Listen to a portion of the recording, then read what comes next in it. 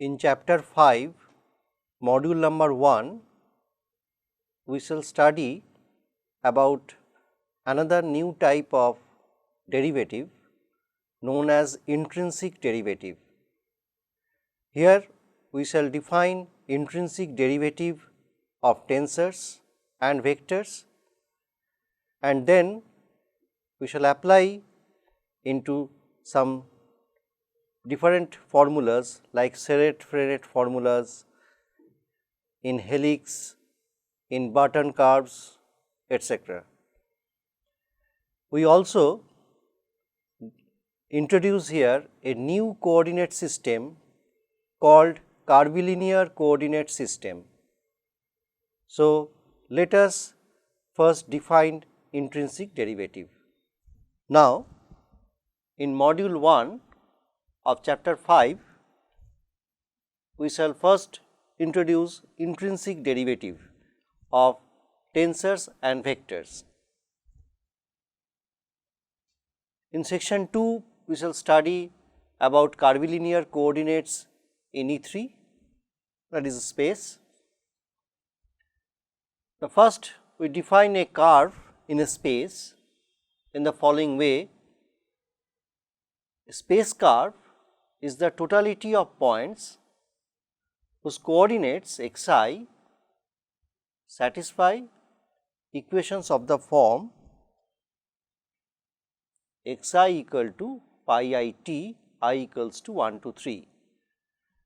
That means, xi are the functions of t, and there are 3 functions pi 1 t, pi 2 t and pi 3 t.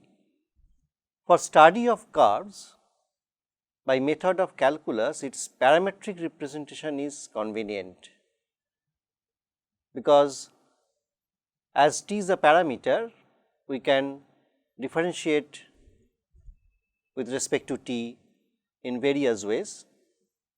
So, to study the geometry of the curve, its parametric representation is very important.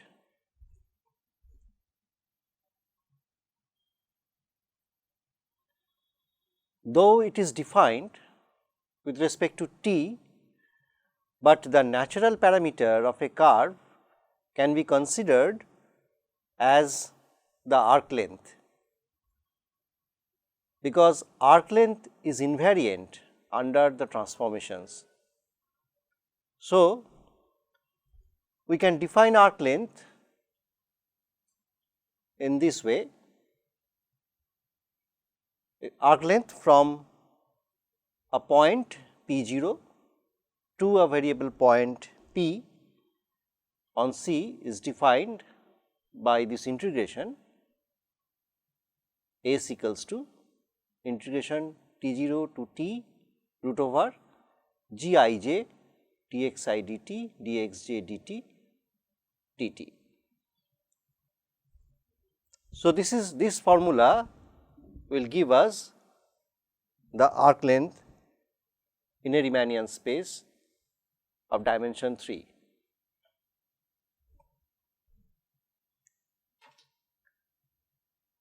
Now, we come to the intrinsic derivative of a tensor, that if a tensor is of type PQ or order PQ with components A, I1, I2, IP, J1, J2, Jq, such that they are functions of a single parameter.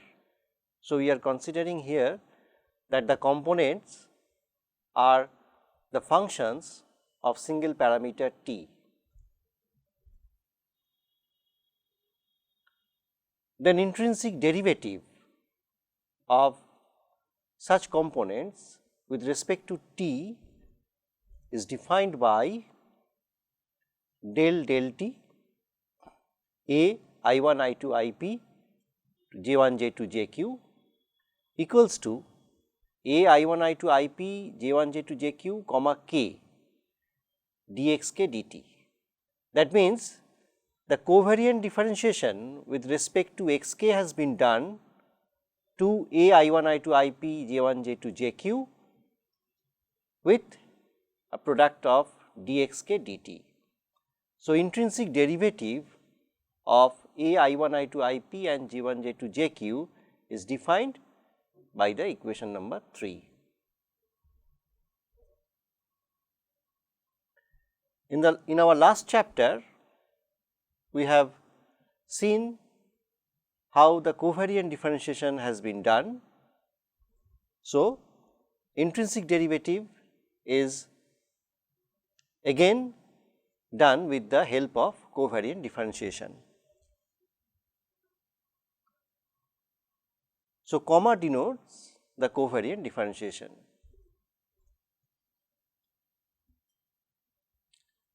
Now, let us see for a contravariant vector how the intrinsic derivative will come out.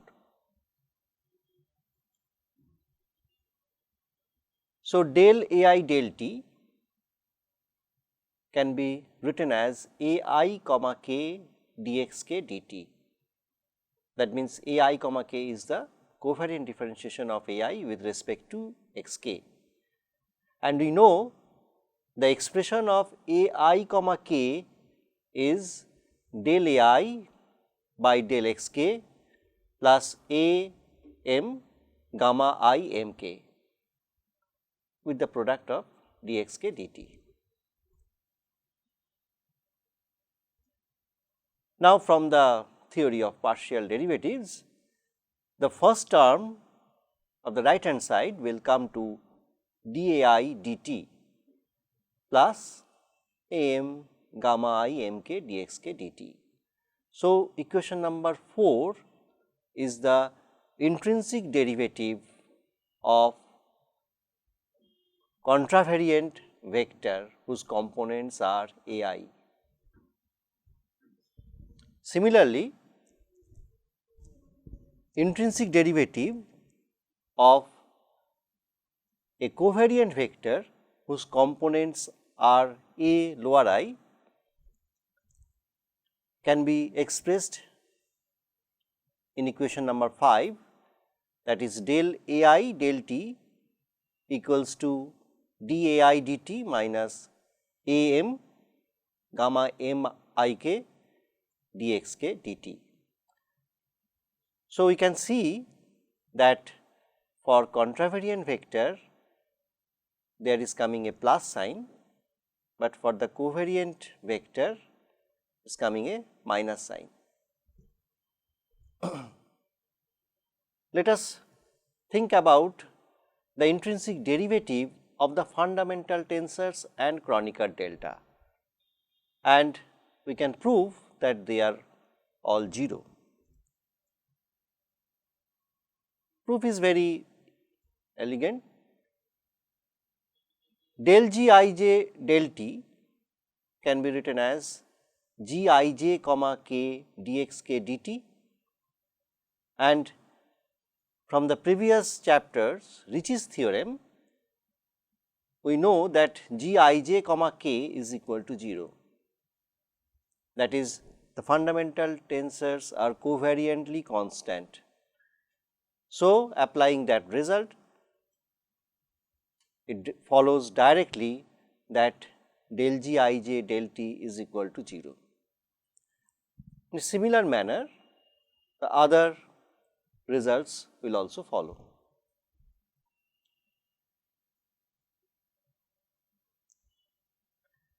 Now, another very simple result, that the intrinsic derivative of an invariant, that means a scalar function, coincides with its total derivatives. So, del phi del t, we want to know the expression of del phi del t, and by definition we can write del phi del t equals to phi comma k dxk dt, and we know from covariant differentiation of invariants that phi comma k is nothing but the partial derivative of phi with respect to x to the power k.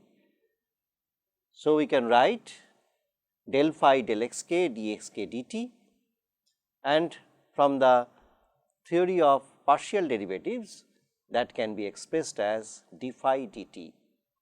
So, del phi del t is equal to d phi dt. That means, the intrinsic derivative of an invariant is equal to its total derivative. Thus, the intrinsic derivative is the generalization of ordinary differentiation, where we differentiate with respect to one parameter, and covariant derivative is the generalization of partial derivative.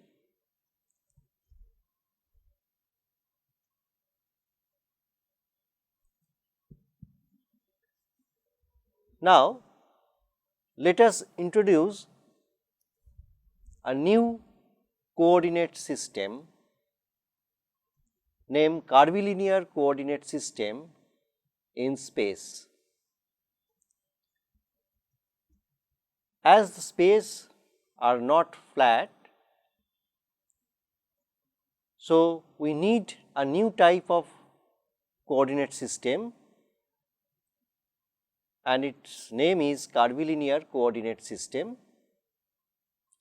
Now, suppose x1, x2, x3 be three quantities related to the rectangular Cartesian coordinates of a point P, y1, y2, y3. So, at first we are taking a point P whose Cartesian coordinates are y1, y2 and y3, and we are relating this y1, y2, y3 by some functions, and we denote them as x1, x2, x3. So, we can write this expression yi equals to phi I x1, x2, x3, where I is running from 1 to 3. That means, y1 equals to phi 1 x2, x3, x3, y2 equals to phi 2 x1, x2, x3, and y3 equal to phi 3 x1, x2, x3. So, three functions are there,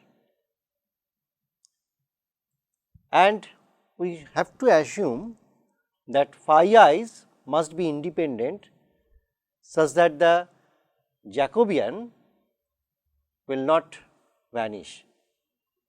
That means, del y1, y2, y3 by del x1, x2, x3 will not equal to 0. To exist the inverse transformation, we need this condition. Under these conditions, we can get x1, x2, x3 as a single valued function of y1, y2, y3 with continuous partial derivatives of the first order. So, inverse transformation exists for this type of equation. So, we can attach a coordinate system P x1, x2, x3 with respect to P y1, y2, y3.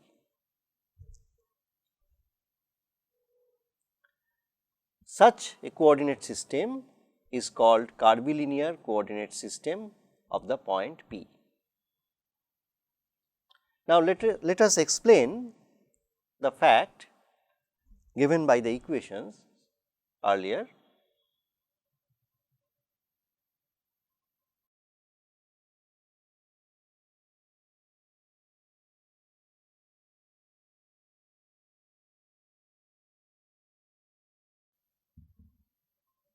Now, if I consider x1 equal to c1, where c1 is a constant, and let x2, x3 be allowed to vary, then we can write the equation as yi equal to phi I c1 x2 x3, and we know that the functions of two variables will represent a surface. So, this one will represent a surface. Similarly, for x2 equal to c2, where c2 is constant, and here x1, x3 will vary, and again x3 equal to constant c3, and x1, x2 will vary, will also give 2 more surfaces. So, there are 3 surfaces coming out when you are considering x1 equals to constant, x2 equals to constant, and x3 equals to constant. Now, these surfaces are called coordinate surfaces. Next, we consider 2 constants at a time, that x1 equal to c1 and x2 equal to c2. Then the equation will reduce to this form: yi equals to phi I c1 c2 x3, and it is a function of a single variable x3, and we know that function of a single variable will represent a curve. So, it will represent a curve known as x3 curve. Similarly, we can consider x2 equals to constant and x3 equals to constant, and it will be denoted by x1 curve, and the other curve is denoted by x2 curve. So, such curves are denoted by xi equal to ci, and they are called coordinate curves or parametric curves.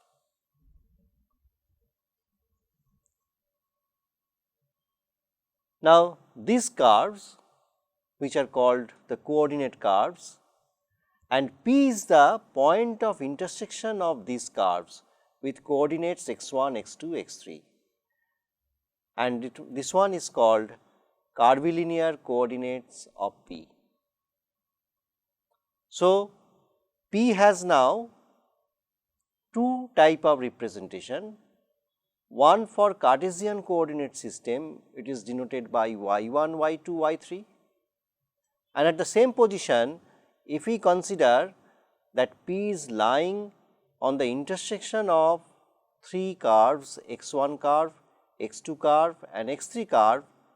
So, it has a point with coordinates x1, x2, x3 also, which is the curvilinear coordinates of P.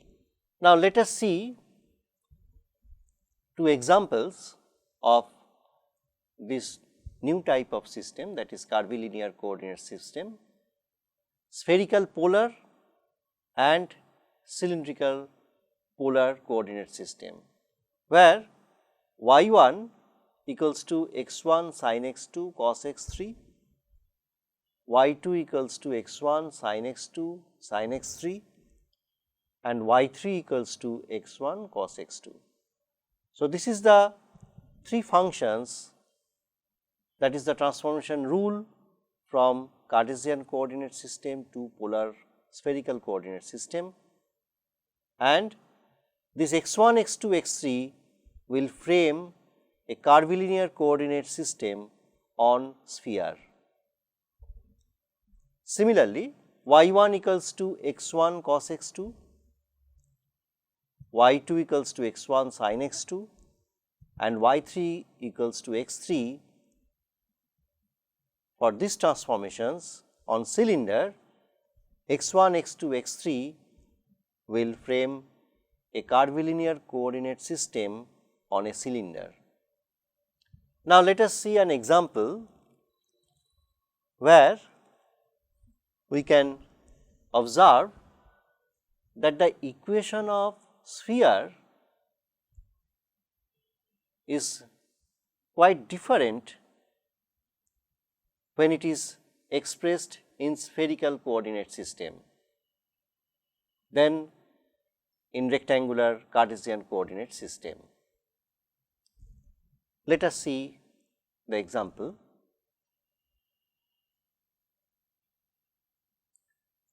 Now, from the transformation rule for spherical to Cartesian coordinate system, we have x1 equal to root over y1 square plus y2 square plus y3 square.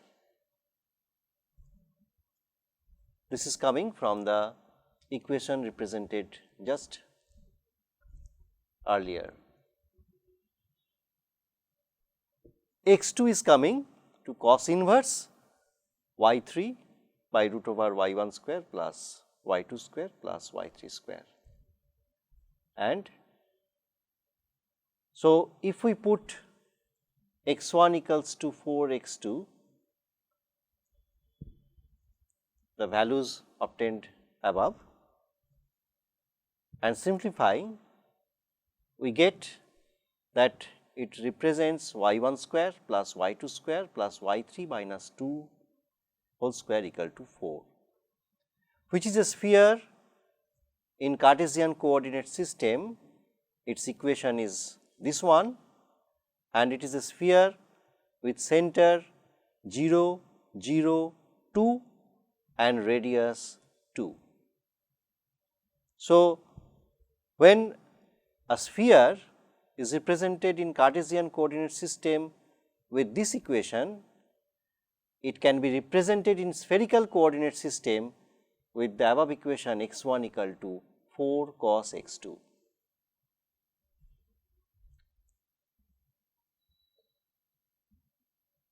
Now,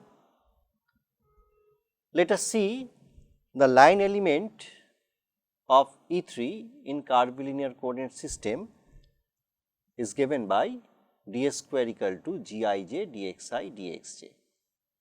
In our earlier chapters, we have obtained this expression. This is the metric in Riemannian space. So, we can use this distance formula here also for the curvilinear coordinate system, where Gmn is equal to del x bar I, del xn, del x bar j, del xn, g bar ij, where G is the covariant tensor of rank 2. Now, if ds1 denote the line element along the x1 curve, that means ds1 is the arc length along x1 curve, we can write ds1 square equal to g11 dx1 square, because the other dx2 and dx3 will be equal to 0. So, ds1 square will be equal to g11 dx1 square. Similarly, ds2 square equals to g22 dx2 square and ds3 square equal to g33 dx3 square. So, in module 1 of chapter 5, we have learned two new things. In section 1, we have learned about the intrinsic derivative of tensors and vectors. It is a new derivative and it is the generalization of total differentiation. In the second section, we have introduced a new type of coordinate system in space known as curvilinear coordinate system. These will be applicable in our next modules and in next sections. So, we end this module of chapter 5 with these two sections.